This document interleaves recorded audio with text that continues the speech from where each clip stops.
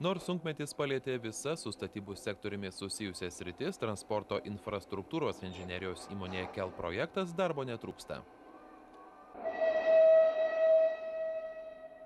Pernai rudenį baigtas rekonstruoti Kauno geležinkelio tunelis, vienas naujausių šios įmonės projektuotų objektų.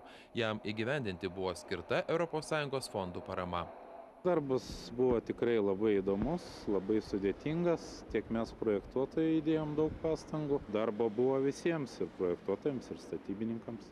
Mūsų įmonėje dirba šiuo metu 188 darbuotojai. Jeigu nebūtų ES finansavimo, tai natūraliai būtų mažiau tų objektų ir mes mažiau turėtume darbą.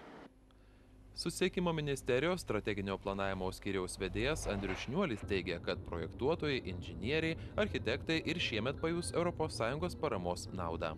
Šiemet bus atliekama dar daugiau transporto infrastruktūros modernizavimo darbų nei praeitais metais. Bus toliau modernizuojami keliai, geležinkeliai, tiesiamos naujos linijos, taip pat rekonstruojami jūrų uostas, oro uostai.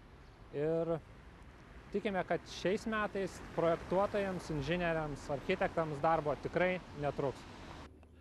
Į transporto sektorių šiemet numatoma investuoti apie 1 milijardą 500 milijonų litų.